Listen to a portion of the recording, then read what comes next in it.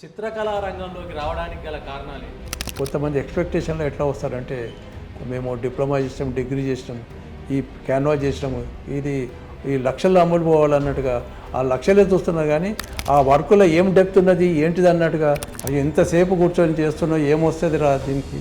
అక్కడి ఆర్ట్కు మన ఆర్ట్కు నా వర్క్ నేను ఎక్కడ డిస్ప్లే చేసినా కూడా చాలామంది అనేవాళ్ళు అనమాట, ఇది ఇండియన్ కల్చర్ కదా. ఎంత చిత్రకారుడైనా ఎంత గొప్పవాడైనా మనసులో ఉన్న కొన్ని భావాలను చిత్రంలో చూపించడం సమస్య అవుతుంది. చేసే వాళ్ళు పర్ఫెక్ట్గా ఉండాలి. అది చేసినా మనము, ఎందుకంటే వాళ్ళు ఎందుకు పిలుస్తారంటే graphic art in India since 1850. డ్రాయింగ్లో చంద్రశేఖర్ తర్వాత నువ్వే అది అన్నట్టుగా ఒక మాట అన్నది. ఆ లెటర్లో ఏమి రాశారంటే అలాంటి వాళ్ళని మేనేజ్ చేయాలంటే కూడా కష్టమే. వర్క్ క్వాలిటీ చూస్తాను, డెప్త్ చూస్తాను, ఆర్టిస్ట్ సీరియస్నెస్ చూస్తాను. దాంట్లో ఆ వర్క్ ఉంటేనే అందరి వర్క్స్ ఒక చోట కలిసేసరికి ఏమైపోతుంది అంటే ఇక అది ఇంట్రెస్ట్గా ఉండి డెవలప్ చేసుకునే వాళ్ళు చేసుకుంటారు. అసలు ఇక లేదంటే కొంతమందికి ఈర్ష్యాభావంగా ఉంటుంది. అసలు అటువంటిది ఎన్టీ రామారావు వచ్చిన తర్వాత ఆర్టిస్టులకు అన్యాయం చేశాడు. అసలు దాంతో ఆర్టిస్ట్ అంతా రోడ్డు మీద పడ్డారు. కిరణ్ కుమార్ చీఫ్ ఉన్నప్పుడే మేము రిప్రజెంటేషన్ తీసుకుపోయిస్తే ఆయన మమ్మల్ని తీసుకుపోయి రాజశేఖర్ రెడ్డికి పరిచయం చేసి ఎలక్షన్స్ కండక్ట్ చేసి ఎవరికన్నా ఇది హ్యాండ్ ఓవర్ చేసి నేను పక్కకు తప్పుకుంటా అంటే ఇప్పుడు ఎంతోమంది జర్నలిస్టులు ఏదో ఒక రకంగా అటువంటి కాన్ఫిడెన్స్తో బాగా సిన్సియర్గా వర్క్ చేసిన ఆర్టిస్టులే 20 సంవత్సరాలు స్ట్రగుల్ చేసిన తర్వాత మాకు గుర్తింపు వచ్చింది. ఒకరోజు ఫాల్ డౌన్ చేసింది. Welcome real talk with AK.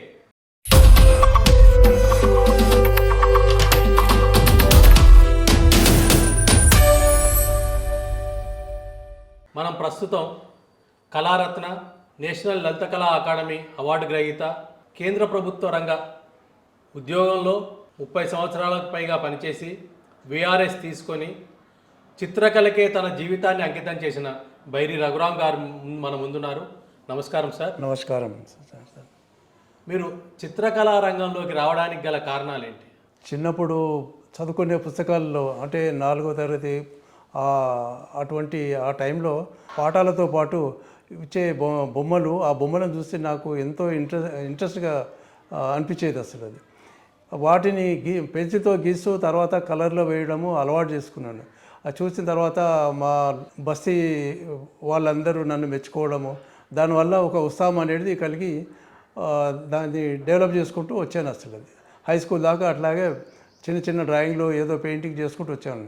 తర్వాత నేను ఫైన్ ఆర్ట్స్ చేసినాక దీన్ని ఒక ప్రొఫెషనల్ ఆర్టిస్ట్గా గుర్తింపు తెచ్చుకోవాలన్న ఉద్దేశంతో చాలా సంవత్సరాలు కష్టపడి దాన్ని ఒక రూపాన్ని తీసుకొచ్చి ఈ స్థితిలో ఉన్నాను. అసలు మీ నాన్నగారు కూడా చిత్రకళా రంగంతో సంబంధం లేని వ్యక్తి?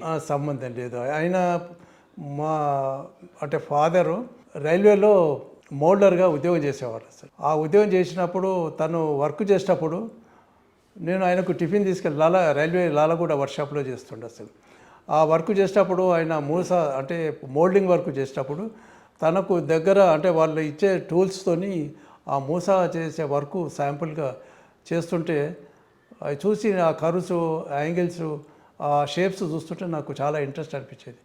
అది ఇంటికి వచ్చిన తర్వాత అవి పెన్సిల్ రూపంగా పెన్సిల్తోని డ్రాయింగ్స్ వేయడము, దాన్ని చేసిన తర్వాత మా ఫాదర్కి చూస్తే ఆయన ముసి నవ్వేవాడు. అసలు దాంతో నాకు ఆ కర్వ్స్ గీయడంలో దాంట్లో ఉన్న ఆ బ్యూటీ అనేది కనబడేసరికి ఇంకా ఆర్ట్ మీద ఆసక్తి పెరిగింది.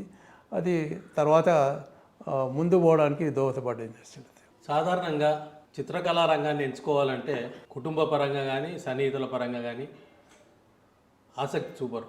అదే తిండి పెట్టేది కాదని ప్రధాన ఆరోపణ. అదే కానీ మా ఫాదర్ ఒకటి రెగ్యులర్గా నేను రాత్రి 12 వరకు వర్క్ చేసుకుంటూ పెయింటింగ్, డ్రాయింగ్స్ చేస్తుంటుండే. మళ్ళీ పొద్దున్నే 3:30-4 లేచి చేస్తుంటే అనేవారు అన్నమాట, అయ్యో ఎంతసేపు కూర్చొని చేస్తున్నావు, ఏమొస్తుంది రా దీనికి, గుడ్లు గుంస్తాయి పడుకోపో అని అంటుండే.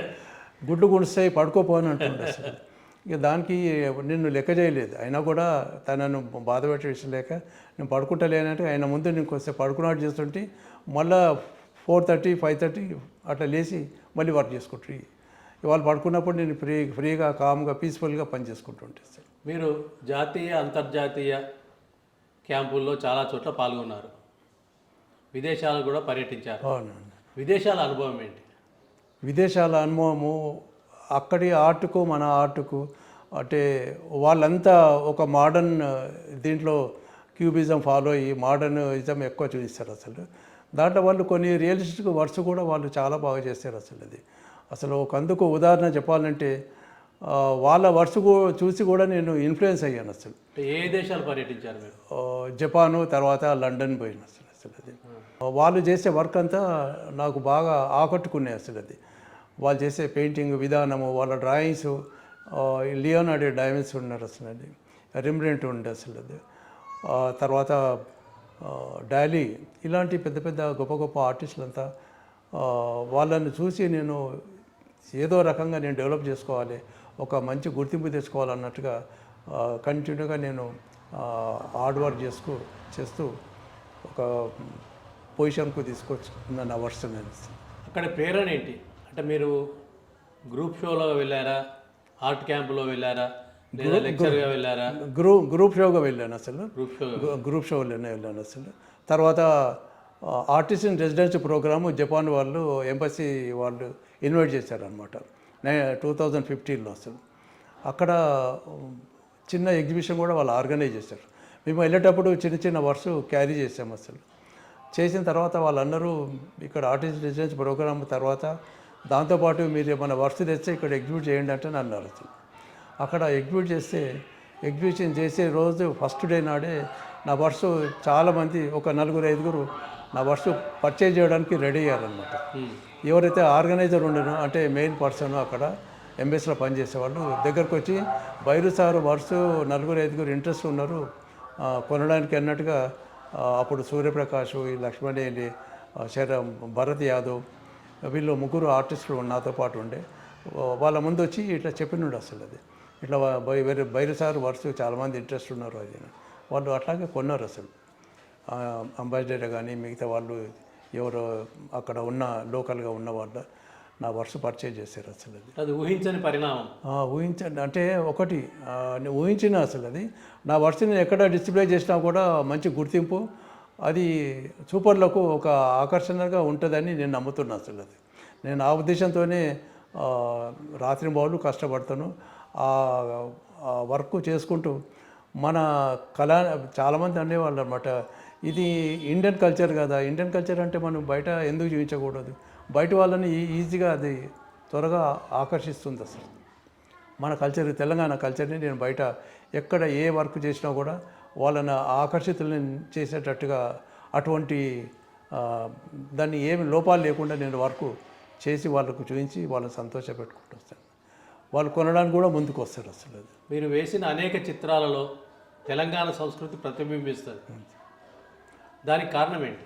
కారణం అంటే మీరేమో పుట్టింది హైదరాబాద్, అంటే మా అంటే దూరం బంధువులు వాళ్ళు సిద్దిపేట, కరీంనగర్, కొన్ని దగ్గర ప్రాంతాల్లో ఉన్నవాళ్ళు వాళ్ళ ఇంటికి తరచుగా వెళ్ళి వస్తుండేవాళ్ళం అసలు. వెళ్ళేటప్పుడు నాకు ఇక్కడ పరిసర ప్రాంతాలంతా ఒక రకంగా చాలా ఇంట్రెస్ట్ కలిగించి. ఇప్పటికీ కొంత స్ట్రక్చర్స్ ఉండొచ్చు తెలంగాణలో, అక్కడక్కడ ఉంటుండొచ్చు. ఇప్పుడు ఏంటంటే ఈ ర్యాపిడ్ అర్బనైజేషన్తో మొత్తము ఆ స్ట్రక్చర్ అంతా పోయింది అసలు, మారిపోయింది. ఆ స్ట్రక్చర్ ఆ రోజుల్లో వాళ్ళున్న ఆ పరిస్థితుల్లో అటువంటి వాతావరణము తలుచుకుంటే నాకు ఎంతో చాలా సంతోషంగా ఫీల్ అవుతాను అసలు. అది నాకు అందుకనే ఇది ఒక అట్రాక్షన్ ఉంటుంది అసలు. తెలంగాణ ఉన్న కల్చరు, తర్వాత ప్రజల అంటే వాళ్ళ జీవిత శైలి నన్ను చాలా ఆకట్టుకుంటుండే అసలు. చాలామంది చిత్రకారులు గ్రామీణ వాతావరణాన్ని ప్రతిబింబించడానికి ఎక్కువగా ఆసక్తి చూపారు. తెలంగాణలో మాత్రం కాపురాజయ్య గారు కూడా అదే, మీరు కూడా అదే శైలి అనుకరించారు దానికి. ఇక వాళ్ళు కానీ తర్వాతి దశలో ఆధునిక చిత్రకళ వైపు కూడా మీరు కొంత మళ్ళినట్టు అనిపిస్తుంది. అది అంటే అది అయినా కూడా దాంట్లో గ్రామీణ వాతావరణం అంటే పరిసరాలు ఇప్పటికీ మీకు కనబడతాయి. మీ వెనకాల ఉన్న చిత్రము అక్కడ వాతావరణం అయినా కూడా దాన్ని మోడర్న్గా నేను తీసుకున్నాను అసలు. మీరు ఆ వెనకాల ఉన్న చిత్రాన్ని చూడవచ్చు అసలు. అది దాంట్లో కనబడుతుంది. అట్లా నేను కొన్ని ఆ చిత్రాలు కూడా వేశాను అసలు. వాటికి కూడా చాలా గుర్తింపు వచ్చింది అసలు. చాలా చోట్ల కలెక్షన్లో ఉన్నాయి, చాలామంది పర్చేజ్ చేశారు, కలెక్షన్లో పెట్టుకున్నారు అసలు. నేషనల్ గ్యాలరీ ఆఫ్ మోడర్న్ ఆర్ట్లో కూడా నా వర్క్స్ కలెక్షన్లో ఉన్నాయి ఢిల్లీ. మీరు కేంద్ర ప్రభుత్వ రంగ సంస్థలో పనిచేశారు ఉద్యోగ జనగణన శాఖ. అదే దాని అనుభవాలు ఏంటి? దాని నాకు యాక్చువల్గా అక్కడ ఆర్టిస్ట్ పోస్టే.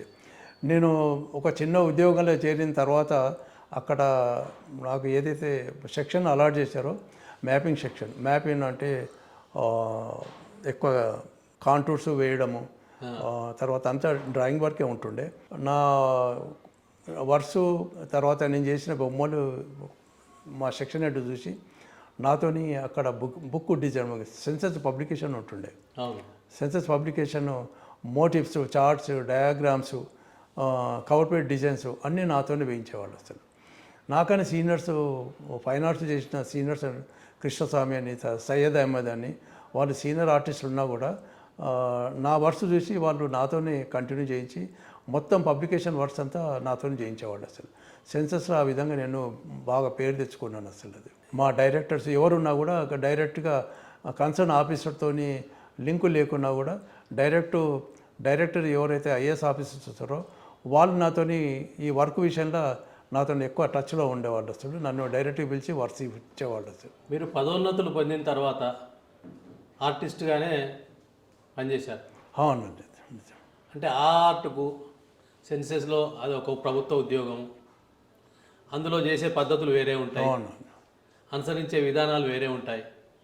మనం ఇక్కడికి వచ్చేసరికి మనం తెలంగాణ సంస్కృతి, గ్రామీణ సంస్కృతి అనేది మనకు టచ్ అవుతుంటుంది. దానికి దీనికి ఏమైనా తేడా ఏంటి? తేడా అంటే దాంట్లో ఒకటి ప్రతిదీ ఇప్పుడు దాంతో డ్రాయింగ్తో కూడుకున్న వర్క్. అసలు అది అక్కడ చేసిన ఇల్లస్ట్రేషన్సే కానీ ఇంకా ఏదైనా వర్క్ ఉన్నా కూడా డ్రాయింగ్ రూపమే. ఆ డ్రాయింగ్ ఇది కూడా డ్రాయింగే. అసలు అది ఇక్కడ వచ్చిన తర్వాత దీన్ని ఇంకా డెవలప్ చేసుకోవడము ఇంట్రెస్ట్ చూపించాను. అసలు అంటే అదేమైనా సహకరించిందా? నాకు ప్రతిదీ ఒక ఆర్టిస్ట్గా నిలబెట్టింది సెన్సస్ డిపార్ట్మెంటే. బయటకు వచ్చిన తర్వాత నా వర్క్స్తో కూడా నేను ఒక ఆర్టిస్ట్గా గుర్తింపు పొందాను. అసలు దాంతో పేరు ప్రఖ్యాతాలు తెచ్చుకున్నాను. అసలు మరి ఒక ప్రభుత్వ ఉద్యోగం అంటే అప్పటికి జీతాలు ఎక్కువ ఉండకపోవచ్చు కానీ మంచి ఇల్లు గడవడానికి కానీ ఒకటి ఏంటంటే ఆర్థికంగా ఆసరా అది. దాన్ని చివరి దశలో ఎందుకు వదిలేశారు? అంటే కొంత ఫైనాన్షియల్ ప్రాబ్లమ్స్ కూడా ఉండే. అసలు అది ఇక అది దాని నుంచి బయటపడాలంటే విఆర్ఎస్ తీసుకొని నేను ఈ ఫీల్డ్ నా ఇంట్రెస్ట్ ఉన్న ఫీల్డ్ ఫుల్ ప్లేడ్జ్గా పనిచేయాలి. విఆర్ఎస్ పెట్టిన తర్వాత దాని నుంచి వచ్చిన ఏదో కొంత దీంతో నాకున్న ఇవన్నీ క్లియర్ చేసుకొని ఫ్రీ అయిపోతున్నాను, ఫ్రీగా పని చేసుకోవచ్చు అన్న ఆలోచనతో విఆర్ఎస్ పెట్టేసి సెన్సస్ నుంచి వచ్చిన నాకేదో సర్వీసు బెనిఫిట్స్ ఉన్నాయో బయటికి రాగానే నాకున్న కొన్ని డెఫ్ట్స్ అన్నీ క్లియర్ చేసుకొని ఫ్రీగా పని చేసుకుంటున్నాను. నాకు ఎటువంటి ఇబ్బంది లేకుండా చేసుకున్నాను. అసలు అది అంటే ఆ ఉద్యోగాన్ని వదిలేసిన తర్వాత స్వేచ్ఛా జీవిత చిత్రకారునిగా అనుకున్నారా? అదే అట్లాగే ఫీల్ అవుతున్నాను. వర్క్ కూడా ఆ విధంగా ఫ్లోరిష్ అవుతుంది. అసలు నేను ఎంతైతే ఫ్రీడమ్ అనుకొని బయటకు వచ్చాను అసలు ఆ విధంగా ఫ్రీగా పనిచేస్తూ మొత్తము వరల్డ్ వైడ్గా నేను పేరు సంపాదించుకున్నాను. అసలు ఎంత చిత్రకారుడైనా ఎంత గొప్పవాడైనా మనసులో ఉన్న కొన్ని భావాలను చిత్రంలో చూపించడం సమస్య అవుతుంది కొన్ని సందర్భాల్లో. అలాంటిది మీకు ఎప్పుడైనా ఎదురైందా?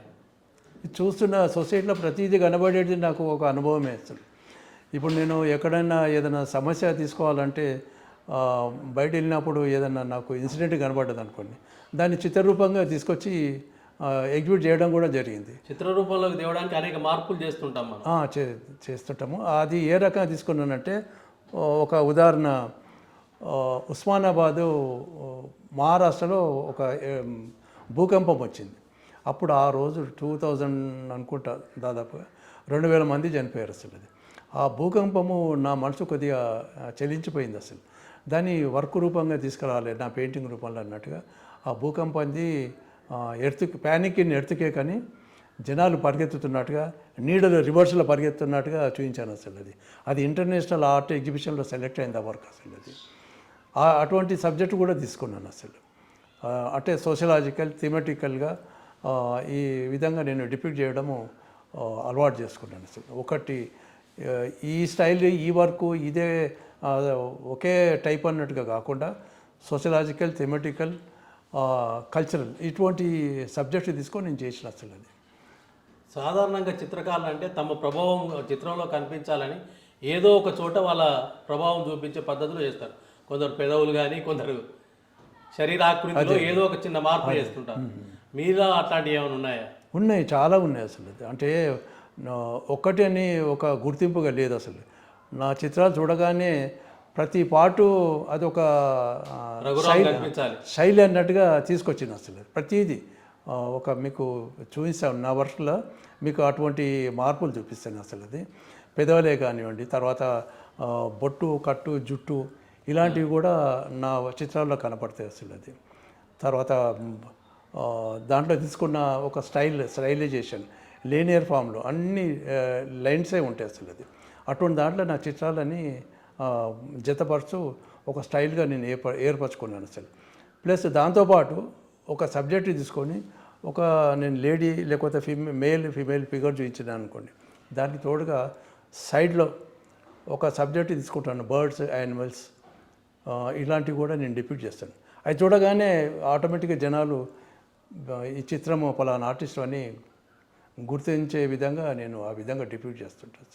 అంతర్జాతీయ అవార్డులు పొందకుండా అంతర్జాతీయ గుర్తింపు పొందారు. ఉన్నారు 2 సార్లు ఇంటర్నేషనల్ ఆర్ట్ ఎగ్జిబిషన్లో పార్టిసిపేట్ చేశారు. అవును. నేషనల్ జాతీయ స్థాయిలో దేశం మొత్తం నియాల్ని పర్యటించారు. అవును. ఎక్కడ మీకు మంచి అనుభూతులు లభించాయి ఆర్ట్ క్యాంపుల్లో? క్యాంపులో ప్రతిదీ నేను ఎక్కడ పోయినా కూడా ఒక అనుభూతి అసలు. అది ఏదన్నా కూడా కొన్ని చోట్ల క్యాంపుల చుట్టూ ఉండే వాతావరణం కానీ ఏది కానీ ప్రేరణ చేస్తుంది. అదే మరి కొన్ని చోట్ల రొటీన్ అయిపోతుంది, యాంత్రికత అయిపోతుంది. అదే అట్లాంటివి ఏమైనా ఉన్నాయా సంఘటన? అట్లేం లేదు అసలు. క్యాంపు అనేసరికి మైండ్లోకి ఏమొస్తుందంటే అక్కడ సబ్జెక్టు ఏముంటుంది అసలు. అది ఆ క్యాంపులో ఎటువంటి వాతావరణం మనం క్రియేట్ చేయవచ్చు అసలు. అది ముందే ఊహించుకొని చేసుకుంటాం అసలు. అది అక్కడ పోయిన తర్వాత ఒకటి ఏంటంటే క్యాంపులో వర్క్ అయితే మేము చేస్తామో అది ఫుల్గా మైండ్ పెట్టి, అంటే కొద్దిగా మనస్ఫూర్తిగా ఈ వర్క్ ఇది చేస్తే జనాలు మెచ్చాలి అన్న ఉద్దేశంతో 1 or 2 days లేట్ అయినా పర్లేదు, క్యాంపులో చేసే వర్క్ నేను మంచిగా జనాలని ఒక మెప్పు పొందేటట్టుగా చేసి చూస్తుండే. కొంతమంది క్యాంపులో ఏం చేస్తారంటే 3 రోజుల క్యాంప్ ఉంటుంది, 5 రోజుల క్యాంప్ ఉంటుంది, క్యాంపు వర్కే కదా అని ఏదో పిలిచారులే 2 రోజుల్లో గీకేసి అది ఇచ్చేస్తారు. అది ఆర్ట్ కాదండి అసలు. అంటే నా ఉద్దేశంలో అది ఆర్ట్ కాదు అసలు. అది చేసే వాళ్ళు పర్ఫెక్ట్గా ఉండాలి. చేసినాం మనము. ఎందుకంటే వాళ్ళు ఎందుకు పిలుస్తారంటే ఈ ఆర్టిస్టు అన్ని విధాలుగా మంచి ఎక్స్పీరియన్స్ ఉన్న ఆర్టిస్టు, మంచి అనుభవం ఉన్న ఆర్టిస్టు. వీళ్ళ క్యాంప్లో వీళ్ళని పిలిస్తే ఒక మంచి కళ మనకు ఉంటూ మిగిలిపోతుంది. వీళ్ళ ద్వారా మనకు ఈయన టాలెంట్స్ మనకు మన కళ రూపంగా మన దగ్గర ఉంటాయి, పెయింటింగ్స్, వర్క్స్ అని వాళ్ళు ఇన్వైట్ చేస్తారు అసలు. ఆ ఇన్వైట్ చేసినప్పుడు మనము వాళ్ళని సాటిస్ఫై చేసేటట్టుగా మన ప్రతిభని చూపెట్టాలి అక్కడ. అది చూసిన తర్వాత మరి మిగతా వాళ్ళు కూడా అరే ఈ ఆర్టిస్టు బాగున్నారు, పలానా దానికి ఈయన పిలవచ్చు అన్నట్టుగా మళ్ళీ అటువంటి అవకాశాలు వస్తుంటుంది. మీ జీవితంలో, చిత్రకార జీవితంలో గైడ్గా కానీ లేదా ప్రేరణగా కానీ నిలిచిన చిత్రకారులు? ఇప్పుడు అంటే నేను ఆల్రెడీ సీనియర్ ఆర్టిస్టులు చెప్పాను కదా, ప్రారంభంలో ఉంటుంది. ఇంటర్నేషనల్ లెవెల్లో అయితే డాలీ ఒకటి, సాల్వడర్ డాలీ, లియోనార్డో డా వించి ఒకటి, రెమ్బ్రాంట్ ఒకటి అండి, మైకల్ ఏంజలో, ఇలాంటి ఆల్బర్ట్ డ్యూరర్ నా వర్క్స్కు అంటే నేను చాలా ఇన్ఫ్లుయెన్స్ తీసుకున్నా. అంటే ఆల్బర్ట్ డ్యూరర్ జర్మన్ ఆర్టిస్ట్ అసలు. ఆయనతో చాలా ప్రేరణ పొందింది అసలు. ఇంటర్నేషనల్ ఆ విధంగా వాళ్ళ అంటే పర్సనల్గా అంటే కొన్ని పికాసో వర్క్స్ మటుకు ఢిల్లీలో చూశాను ఆయన వర్క్స్ అసలు. మిగతా వాళ్ళ వర్క్స్ అన్ని నేను మ్యాగజైన్స్లో తర్వాత అక్కడక్కడ ప్రచురించిన దాంట్లో వాళ్ళ వర్క్స్ అబ్జర్వ్ చేయడం జరిగింది అసలు. మన ఇండియా అంటే మన పర్టికులర్గా మన హైదరాబాద్ వస్తే లక్ష్మణగౌడి ఆయన చేసే వర్క్ నేను అబ్జర్వ్ చేస్తుంటామండి. ఆయన అకాడమీలలో లలిత కళా అకాడమీ ఇప్పుడు లేదు అసలు. అది అకాడమీలో ఆయన ప్రింట్ మేకింగ్ వర్క్ చేస్తుంటే ఆయన వర్క్ విధానము నేను బాగా అబ్జర్వ్ చేస్తుంటాను అసలు. నేను ఆ రకం కూడా కొంత ఫాలో అయ్యాను అసలు. తర్వాత వర్క్ విషయానికి వచ్చి, డ్రాయింగ్ విషయానికి వస్తే పిఎస్ చంద్రశేఖర్ అనే ఆర్టిస్ట్ ఉండే, ఆయన ఇప్పుడు లేరు, చనిపోయారు అసలు. అది ఆయన వర్క్ కూడా చాలా మంచి వర్క్, ఇంటర్నేషనల్ ఆర్టిస్ట్ అసలు. అది ఆయన వర్క్ నేను చాలా అబ్జర్వ్ చేస్తుంటే అసలు మంచి డ్రాయింగ్స్ ఉంటుండే. ఆయన చేసే వర్క్ విధానం చూస్తుంటే నేను కూడా నాది ఇంకా డెవలప్ చేసుకోవాలన్న భావన కలుగుతుంటే ఆ విధంగా నేను డెవలప్ చేసుకున్నాను. అసలు నన్ను ఎక్కువ ఎంకరేజ్ చేసింది పిహెచ్ చంద్రశేఖర్ అని. ఆయన సెక్రటరీ లలిత కళా అకాడమీ ఉన్నప్పుడు నా వర్క్ చూసి ఎప్పుడైతే లలిత కళా అకాడమీలో నేను జాయిన్ అయినో వారం రోజుల లోపలే నన్ను ఒక క్యాంపుకు ఇన్వైట్ చేశారంటే ఆ క్యాంపులో చేసిన వర్క్ ఆయన చూసి చాలా ఇంప్రెస్ అయ్యారు. అసలు మళ్ళీ 3 నెలల లోపలే ఇంకొక వర్క్ ఈఎస్ఐఎస్ మద్రాసు వాళ్ళ కొలాబరేషన్లో లలిత కళా అకాడమీ ఇంకో క్యాంపు పెట్టారు. 16 మంది ఆర్టిస్టులు హైదరాబాద్ నుంచి, అంటే అందరూ రిపీట్ ఆర్టిస్టులు అందరూ పార్టిసిపేట్ చేశారు 16 మంది. దాంట్లో నా వరకు ఒక సెండియాగో అని పాల్ లింగ్రన్, సెండియాగో డీన్ అనమాట, ఆయన క్యాంప్ కన్వీనర్గా వచ్చారు. అసలు ఆయన నా వర్క్ చూసి అప్రిషియేట్ చేశారు. అసలు ఆ క్యాంప్లో చేసిన వర్క్ ప్రింట్ చేసి నేను డిస్ప్లే బోర్డులో పెడితే పిటి రెడ్డి గారు, మీరు పేరు విన్నారు, పిటి రెడ్డి గారు, ఆయన చూసి వైకుంఠంతో మేము డిస్ప్లే బోర్డులో డిస్ప్లే చేసి ఇంటికి వచ్చేసిన తర్వాత ఆ రోజు వాళ్ళు కొంచెం లేటుగా బయలుదేరి ఉంటారు. అసలు వైకుంఠం ఆర్టిస్ట్ని పిలిచి, వైకుంఠం ఈ భైరవ్ వర్క్ బాగుంది కదా నేను అని చెప్తే, అవును సార్ ఇది నేను తెల్లారి మామూలుగా నేను వర్క్ చేసుకోవడానికి అకాడమీకి పోతే వైకుంఠం తమ్మి ఇది వర్క్ పెద్ద అయినా చాలా మెచ్చుకున్నాడు రా అంటే అన్నారు. ఆ వర్క్నే నేను నేషనల్కి పంపించాను. అసలు అప్పుడు రాజయ్య గారు కూడా వస్తుండే అసలు ఆ క్యాంప్లో ఉండే, భైరవ్ నీ వర్క్ బాగుంది, ఇది నేషనల్కి పంపించుకోవాలి అని అన్నాడు. పంపిస్తే నాకు 85లో అసలు ఆ 85లో అది సెలెక్ట్ కావడం, ఆ వర్క్ పర్చేజ్ చేయడం, 2 విధాలుగా నాకు ఒక అదృష్టం కలిసి వచ్చింది. అసలు దాంతో నేను వదిలేదు. అసలు ఆ ఇంట్రెస్ట్తో ఇంకా హార్డ్ వర్క్ చేయడం మొదలుపెట్టాను. అసలు అదే సంవత్సరంలో లలిత కళా అకాడమీ ఢిల్లీ వాళ్ళు ఒక బుక్ పబ్లిష్ చేశారు, graphic art in India since 1850 అని ఒక బుక్ పబ్లిష్ చేస్తే ఆ వర్క్ వాళ్ళకు కూడా పంపిస్తే అది కూడా సెలెక్ట్ అయింది. ఆ బుక్లో నా వర్క్ పబ్లిష్ చేశారు. అసలు ఆ విధంగా ఒక ఎంకరేజ్మెంటు అక్కడ నుంచి నాకు బాగా మైండ్లో తట్టుకోవడము, నేను కంటిన్యూ చేయడము, ఇంకా డెవలప్ చేసుకోవడము, అట్లా ఎన్నో అవార్డులు అవి ఇవి అన్నీ తీసుకున్నాను. అంత సిద్దిపేటకు చెందిన సుప్రసిద్ధ చిత్రకారులు కాపురాజయ్యతో మీకు మంచి అనుబంధం ఉంది. చాలా అంటే చాలా అనుబంధంతో మీరు సిద్దిపేటకు కూడా చాలాసార్లు వచ్చాను. అసలు ఆయన అంటుండేవారు, భైరవ్ గ్రాఫిక్లో నువ్వు మంచి పేరు పొందుతావు అంటని బాగా మెచ్చుకునేవాడు. అసలు అది ఆ తర్వాత ఒకసారి ఎస్వి కాలేజు మాదాపూర్లో ఏదో ప్రోగ్రాం ఉండే, అసలు ఆర్ట్ మీద ఏదో ప్రోగ్రాం ఉండే, అక్కడ రాజయ్య గారు కలిసినప్పుడు అప్పుడు మన చంద్రశేఖర్ గారు లేకుండే, చనిపోయారు అప్పటికే. అసలు భైరవ్ డ్రాయింగ్లో చంద్రశేఖర్ తర్వాత నువ్వే అది అన్నట్టుగా ఒక మాట అన్నారు. అసలు ఇటువంటి వర్డ్స్ నా మైండ్లో బాగా తట్టుకున్నాయి. అసలు దాన్ని ఇంకా డెవలప్ చేసుకుంటున్నా. ఒకసారి ఆయన సిద్దిపేట పోయిన తర్వాత హైదరాబాద్ వచ్చిన సిద్దిపేట లెటర్ కూడా రాశారు. అసలు ఆ లెటర్ ఉన్నది కానీ ఇప్పటికీ ఎక్కడో ఉన్నది. ఆ లెటర్లో ఏం రాశారంటే, గ్రాఫిక్లో వృద్ధి చెందుతావు భైరవ్, నువ్వు కంటిన్యూ చేయన్నట్టుగా 2 వాక్యాలు రాసి లెటర్, అప్పుడు ఇన్లైన్ లెటర్ ఉంటుండే, అప్పుడు 20 పైసలు ఎంతనో ఉంటుండే, ఆ ఇన్లైన్ లెటర్ మీద రాసి పంపించారు. అసలు అటువంటివన్నీ నా మనసుకు అతుక్కుపోతుండే. అసలు దాంతో నేను బాగా డెవలప్ చేసుకోవడానికి అవకాశం ఉండేది. మీరు అనేక అవార్డులు పొందారు. ఏ అవార్డు మిమ్మల్ని ఎక్కువగా ఆకర్షితులను చేసింది, సమూహపరిచింది, ఇప్పుడు నాకు ఆనందపరిచింది? ఇప్పుడు ఉన్న అవార్డులన్నీ నన్ను ఆనందపరిచినాయి. నా వర్క్ ఏ విధంగా నన్ను ఆనందపరుస్తాయో నాకు అవార్డులు కూడా ఆ విధంగా ఆనందపరుస్తుంది. మీ అవార్డుల జాబితా చాలా భారీగా ఉంటుంది.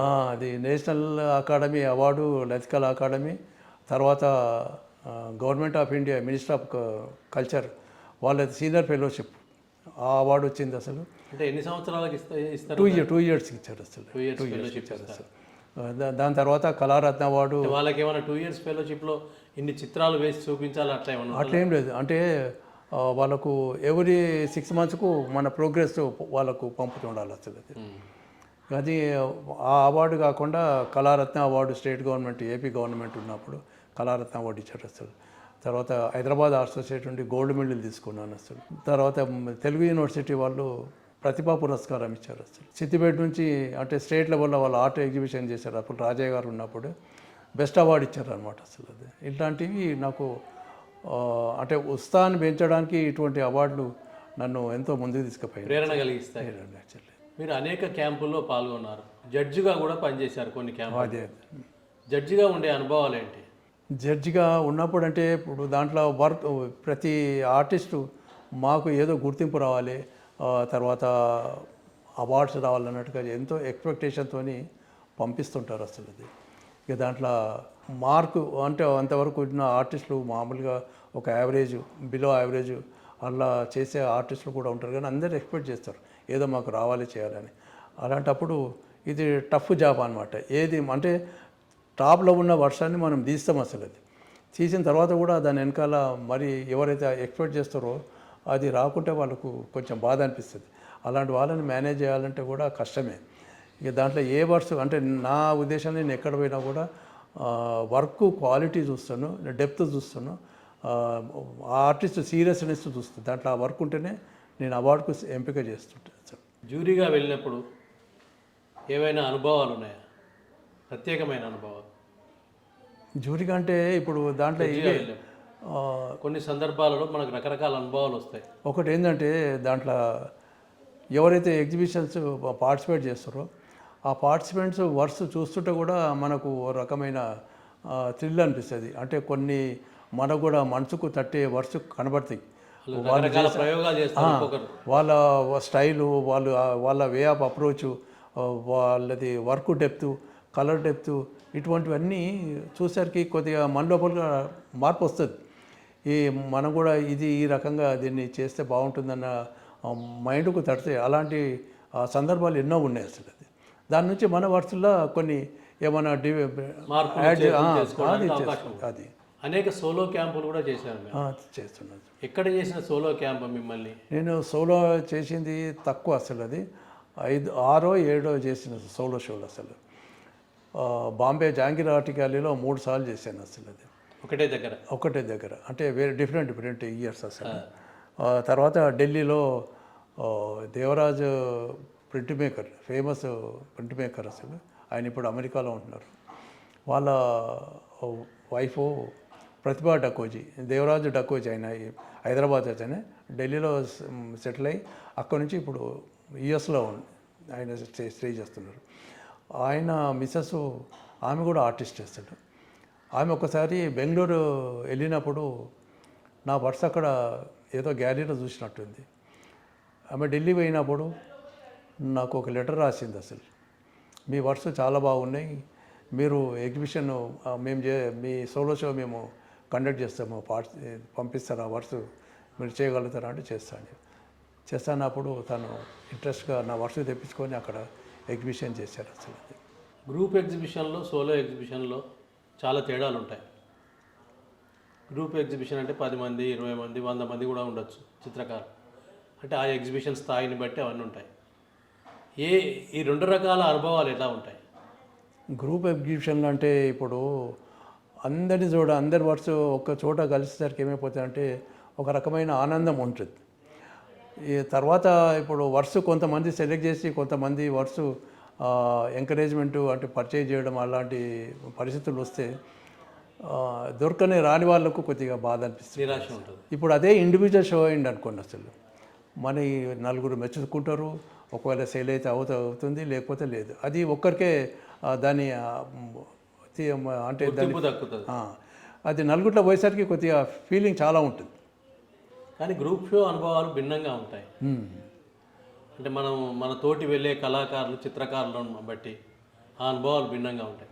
అలాంటి అనుభవాల్లో ప్రత్యేకత ఏమైనా ఉన్నాయా? అక్కడ ఇప్పుడు గ్రూప్ షోలలో కూడా ఇప్పుడు హైదరాబాద్ నుంచి ఒక 4-5 కలిసి వెళ్తారనుకో, కలిసి వెళ్ళినప్పుడు రకరకాలుగా ఉంటాయి. అదే అంటే దాంతో సాన్నిహిత్యం పెరగచ్చు, తగ్గచ్చు, ఏమైనా కావచ్చు. దాని ఇంటరాక్షన్లో కూడా వాళ్ళ వర్క్స్ డెవలప్ చేసుకోవడానికి అవకాశం ఉంటుంది. అసలు వ్యూస్ ఎక్స్చేంజ్ చేసుకోవచ్చు, ఎవరు ఏ రకంగా వర్క్ చేస్తున్నారు, పెయింటింగ్ చేస్తున్నారు, దాంట్లో ఏంటి ఏదున్నా కూడా తెలుసుకోవడానికి అవకాశం ఉంటుంది. అసలు ఇక అది ఇంట్రెస్ట్గా ఉండి డెవలప్ చేసుకునే వాళ్ళు చేసుకుంటారు. అసలు ఇక లేదంటే కొంతమందికి ఈర్ష్యాభావంగా ఉంటుంది. అసలు వాళ్ళు ఏం చెప్పింది, వీళ్ళు ఏం చెప్పింది, నేనెందుకు వాళ్ళు, నా స్టైలు, నా గొప్ప నాకే ఉంటుంది అన్నట్టుగా అట్లాంటి కొంతమందికి ఉంటుంది.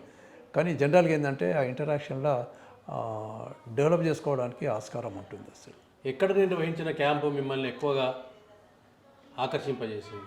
హంపి క్యాంప్ అండి అసలు. లతికల అక్కడ బెంగళూరు వాళ్ళు ఆర్గనైజ్ చేశారు అసలు అది.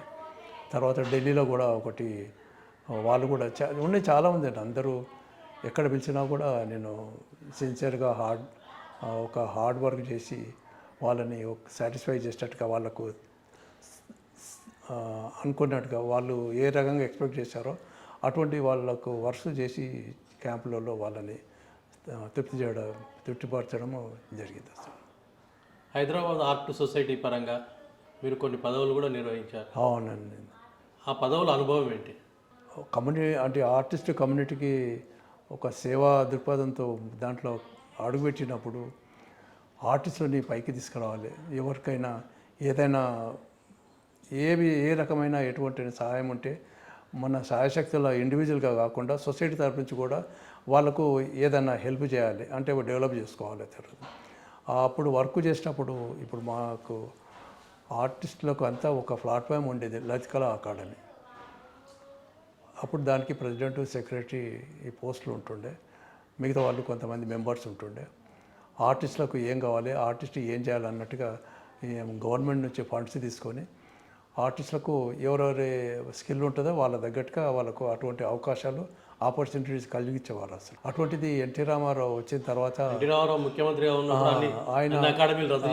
ఆయన ఆర్టిస్ట్గా ఉండి కూడా ఆర్టిస్టులకు అన్యాయం చేశాడు అసలు. దాంతో ఆర్టిస్టులు అంతా రోడ్డు మీద పడ్డారండి. రోడ్డు మీద వచ్చేసరికి ఎవరు కలవడం చేయలేదు, ఇండివిజువల్గా చేసుకుంటున్నారు. ఏ ఆర్టిస్ట్ ఆ ఆర్టిస్టు వాళ్ళు ఇంట్రెస్ట్తోని ఎవరి ఆర్ట్ను వాళ్ళు డెవలప్ చేసుకున్నారు, ఆ విధంగా గుర్తింపు చేసుకుంటున్నారు, వాళ్ళు గెట్ ఆన్ అవుతున్నారు అసలు. తర్వాత సొసైటీలో నేను ఎప్పుడైతే సొసైటీలో అడుగుపెట్టానో అప్పుడు చంద్రశేఖర్ గారు ఉండే, పిటి రెడ్డి గారు ఉండే, వీళ్ళంతా నరేంద్రనాథ్, జీవై గిరి, వీళ్ళంతా సొసైటీకి అప్పుడు చాలా పాటుపడ్డారు అసలు. తర్వాత వైకుంఠం కూడా వచ్చిండే, చందన ఖాన్ ఐఏఎస్ ఆఫీసరు, ఆమె కూడా సొసైటీ ప్రెసిడెంట్ ఉండే, నేను సెక్రటరీగా ఉండే అసలు. అట్లా ఎన్నో క్యాంపులు చేయడము, సొసైటీకి ఒక మంచి పేరు తీసుకురావడము ఆ పీరియడ్లో బాగానే జరిగింది అసలు. నాకు అక్కడ సొసైటీలో వర్క్ చేసేటప్పుడు ఆర్టిస్టులకు ఒక సొంత స్థలమే, తర్వాత స్టూడియో, తర్వాత ఆ గ్యాలరీ కమ్ ఆఫీసు, ఇవి ఎందుకు ఉండకూడదు అన్నట్టుగా నేను అప్పుడు నా పీరియడ్లో నేను సెక్రటరీగా ఉన్నప్పుడు ఆమె చందన ఖాన్ ఉండే, చందన ఖాన్కు చెప్పినాం కానీ ఆమె గండిపేట దగ్గర ఏదో స్థలము చూపించింది అసలు. అది ఆర్టిస్టులకు కూడా హెల్ప్ చేయాలని ఆ రకంగా ఆమె ఇనిషియేటివ్ తీసుకుంది. కానీ ఆ చూపించిన స్థలము తర్వాత డిస్ప్యూట్లో ఉన్నది అసలు, వక్ఫ్ బోర్డ్ కింద ఉన్నది అన్నట్టుగా అది గొడవలకు వచ్చేసి మొత్తానికి అది ఎక్కడికక్కడ క్లోజ్ అయిపోయినట్టు అయిపోయింది అసలు. లేకుంటే ఆర్టిస్టులకు అప్పుడు స్థలం వచ్చేది ఉండదు అసలు. అటువంటి అవకాశం పోయింది.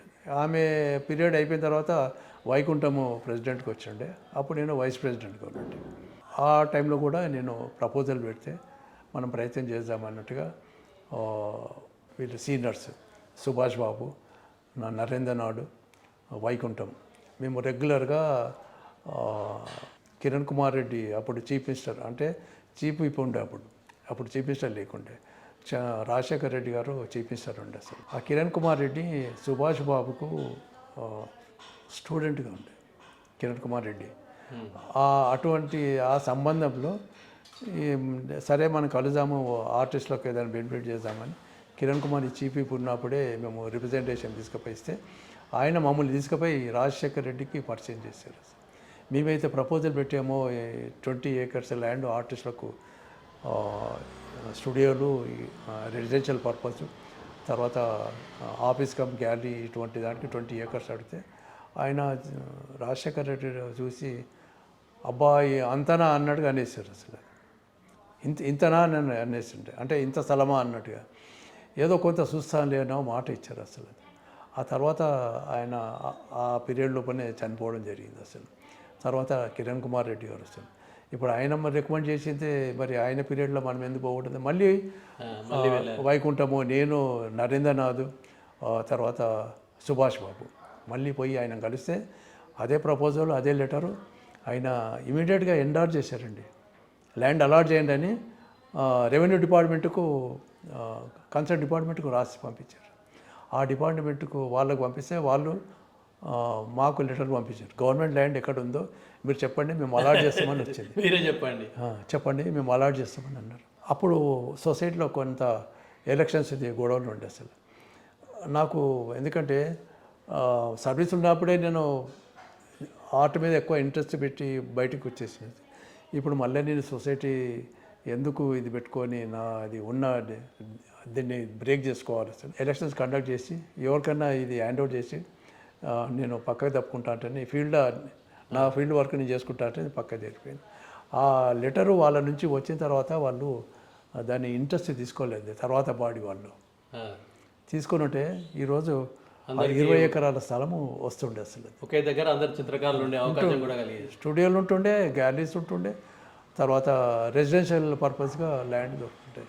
అటువంటి అవకాశాన్ని పోగొట్టుకున్నట్టు అయిపోయింది. దాని తర్వాత కూడా అవకాశాలు ఉండే కానీ దాన్ని ప్రయత్నం చేసే వాళ్ళు లేరు. లేకుంటే ఇప్పుడు ఎంతోమంది జర్నలిస్టులు ఏదో ఒక రకంగా దాంట్లో ఫుల్గా వర్క్ చేసినా, ఏదో 1-2 సార్లు కొన్ని ఇన్సిడెంట్లలో చేసినా కూడా జర్నలిస్టుల ఖాళీ అన్నట్టుగా ఒక స్థలం గవర్నమెంట్ నుంచి ఎన్నో రకాలుగా వాళ్ళు తీసేసుకున్నారు. మనకెందుకు కూడా ఉండదు అన్నట్టుగా అటువంటిది నాకు బాగా మైండ్లో తట్టింది అసలు. నేను చేసిన ప్రయత్నము, మేము 4-5 చేసిన ప్రయత్నము అది సక్సెస్ అయింది. 70% కిరణ్ కుమార్ రెడ్డి గారు చీఫ్ మినిస్టర్ అలాట్ చేయండి అని రాసిందంటే అది 70% అయిపోయినట్టు. అది వీళ్ళు కన్సర్న్ ల్యాండ్ ఎక్కడుందో చూపెట్టాక దాన్ని ఆ లెటర్ని పక్కకు పెట్టేసారు. దాని మీద ఇంట్రెస్ట్ లేదు. వాళ్ళ పీరియడ్ గడుపుకున్నారు, పోయినారు. తర్వాత ఆ పీరియడ్ వచ్చింది, వాళ్ళు ఇక అంతే. దాని మీద ఇంట్రెస్ట్ ఎవరికి లేదు అసలు. చిత్రకారులకు ప్రభుత్వ పరంగా ప్రోత్సాహాలు కరువయ్యాయి అనేది ఒక ఆవేదన, మీ ఆవేదన కనిపిస్తుంది. ప్రోత్సాహం కరువైందండి అసలు. ఎందుకంటే ఇప్పుడు అందరి చిత్రకారులు ప్రోత్సాహాలంటే ఏ ప్రభుత్వము చేయలేదు. దాంట్లో ఒకటి ఏంటంటే బాగా కష్టపడి సిన్సియర్గా ఇది నా వర్క్ నిలబడుతుంది, నా వర్క్ 10 మందిలో ఇది టాప్ పొజిషన్లో ఉంటుంది, మంచి గుర్తింపు వస్తుంది, అటువంటి కాన్ఫిడెన్స్తో బాగా సిన్సియర్గా వర్క్ చేసిన ఆర్టిస్టులే నిలబడగలుగుతారు. ఇక లేదంటే మామూలుగా ఉంటే లేదా. ఇప్పుడు ఎవరైనా అంతే. ఇప్పుడు మనము బజారుకు ఏదన్నా ఒక వస్తువు కొనడానికి పోతాం, యాపిల్స్ దాన్ని కొనడానికి పోతాం. అసలు మంచిగా ఉన్న ఆఫీసులన్నీ ముందు ఏరేసుకుంటారు, తీసేసుకుంటారు. కొంచెం అటు ఇటు ఉన్నాయి, ఏదో కొంతమంది అరే పర్లేదు ఇది అన్నట్టు ఏదో కొంటారు. అట్లా రకంగా కొంతమంది అదృష్టం ఆ రకంగా పర్లేదు అన్న దాంట్లో వస్తుంది. తర్వాత టాప్లో ఉన్నాయి మంచిగా ఉన్న దాంట్లో ఎట్లయితే యాపిల్స్ వెళ్ళేతో ఆర్టిస్టుల వర్క్స్ కూడా మంచిగా ఉన్నాయండి. ముందు ఎంకరేజ్ దొరుకుతుంది. అది దొరకదని కాదు, కానీ అది పొజిషన్ తెచ్చుకోవాలి అసలు. ఒకవేళ ఇప్పుడు దీంట్లో ఇదేంటంటే అవకాశాలు రాక కొంతమంది ఆర్టిస్టులు కూడా రోడ్డున పడ్డారండి. ఇది గవర్నమెంట్ ప్రభుత్వం ప్రోత్సహించాలి అసలు. ఇప్పుడు ఇండివిజువల్ ప్రైవేట్గా కాకుండా గవర్నమెంట్ అనేది ఆర్టిస్టులను ప్రోత్సహిస్తే వాళ్ళకి ఏదైనా ఎంకరేజ్మెంట్ దొరుకుతుంది అసలు. కర్ణాటక గవర్నమెంట్ లలితకళా అకాడమీ వాళ్ళు ప్రతి సంవత్సరం లేదా ఏదైనా ఆర్టిస్ట్ ఎవరైనా ఎగ్జిబిషన్ చేస్తామో మాకు ఫైనాన్షియల్ అసిస్టెన్స్ చేయాలంటే 1.5 లక్ష వాళ్ళకు శాంక్షన్ చేసి వాళ్ళు ఎక్కడైనా ఎగ్జిబిషన్ చేయండి, చేసిన ఎగ్జిబిషను ప్రూఫ్ తీసుకుపోయి వాళ్ళకి ఇస్తే వాళ్ళకు ఆ విధంగా ఎంకరేజ్మెంట్ కోసము డబ్బులు శాంక్షన్ చేస్తారు. మన దగ్గర అటువంటి పద్ధతులు లేవు అసలు. అది ఎవడు ఇన్ఫ్లుయెన్స్ ఉంటే వాడు పోతాడు, వాంతి చూసుకుంటాడు, వాడిని బెనిఫిట్ తీసుకుంటాడు, పక్క జరిగిపోతాడు అసలు. కొత్తగా చిత్రకళా రంగంలోకి రావాలనుకునే యువ చిత్రకారులు కానీ వయస్సుతో సంబంధం లేని చిత్రకారులకు మీరు ఇచ్చే సూచనలు ఏంటి? సిన్సియర్గా పనిచేయాలండి అసలు. అది ఒకటి ఏంటంటే మనం ఎవరి మీద డిపెండ్ కాకుండా మన వర్క్ మనల్ని పైకి తీసుకొచ్చేటట్టు చూడాలి అసలు. మనకు ఎవరో నిలబడతారు, ఎవరో ఉన్నారు సపోర్టు, వాళ్ళ సపోర్ట్తో మనము ఆహా ఓహోని అన్నీ వాళ్ళతో పాటు మనం ఎగిరితే ఒకరోజు ఫాల్ డౌన్ వేస్తుంది. అది మన సిన్సియారిటీని మన టాలెంట్స్ని నలుగురు గుర్తించేటట్టుగా, వాళ్ళు మెచ్చుకుంటట్టుగా ఆ విధంగా మన వర్క్ లోపల చూపించుకుంటే తప్పనిసరిగా నిలబడతారు అసలు. అది ఏదో చేసినామో లేదన్నట్టుగా ఊరికే ఆషామాషిగా చేసి పక్కకు వదిలిపెట్టేసేది ఆర్ట్ అన్నప్పుడు ఎప్పుడైతే దాంట్లో ఇన్వాల్వ్ అయినారో డీప్గా చేస్తేనే, లోతుగా పోతేనే ఏదన్నా సాధించగలుగుతారు. దొరకలేదు, నాకు అవకాశం రాలేదు, వీళ్ళు నన్ను ఎంకరేజ్ చేయలేదు, ఈ ఆర్ట్ ఎందుకు లేనట్టుగా అట్లా వదిలేసిన ఆర్టిస్టులు కూడా ఉన్నారు, చాలామంది ఉన్నారు. వాళ్ళని చూస్తుంటే బాధ అనిపిస్తుంది.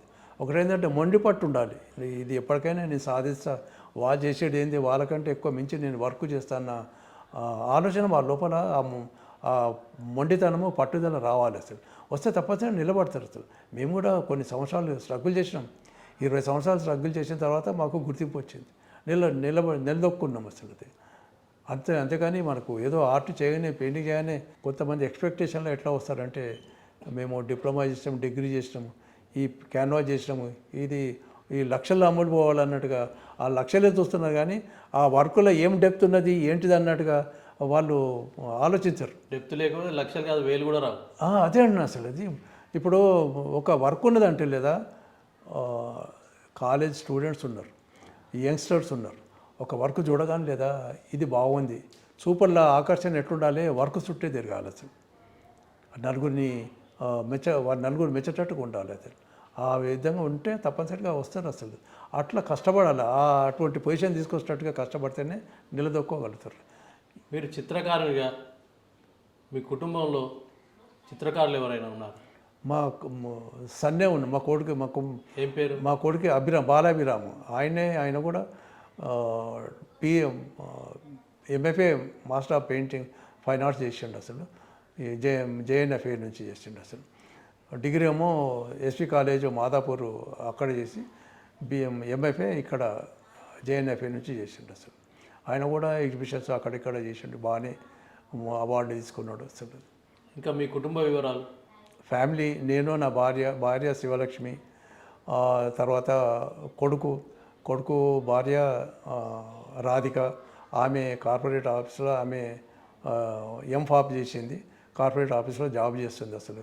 అభిరాము ఫ్రీలాన్స్, బాగానే వర్క్ తన పని పెద్ద అమ్మాయి ఆమె హౌస్ వైఫ్, తన కూతురు అమెరికాలో ఇప్పుడు ఎంఏ చేస్తుంది అసలు. చిన్న అమ్మాయి ఆమె రైల్వే ఎంప్లాయీ, భర్త ప్రైవేటు జాబ్ అసలు. కూతురు కొడుకు వాళ్ళు ఒకరు సెంటెన్స్, ఒకరేమో దీంట్లో ఢిల్లీ పబ్లిక్ స్కూల్లో అసలు. సుప్రసిద్ధ చిత్రకారునిగా బైరి రఘురామ్ గారు తన జీవితానుభవాలను వివరించారు. అందుకు ధన్యవాదాలు. నమస్కారం. త్వరలో మరో ప్రముఖుడితో మీ ముందుకు రానున్నాం. Real talk with AK.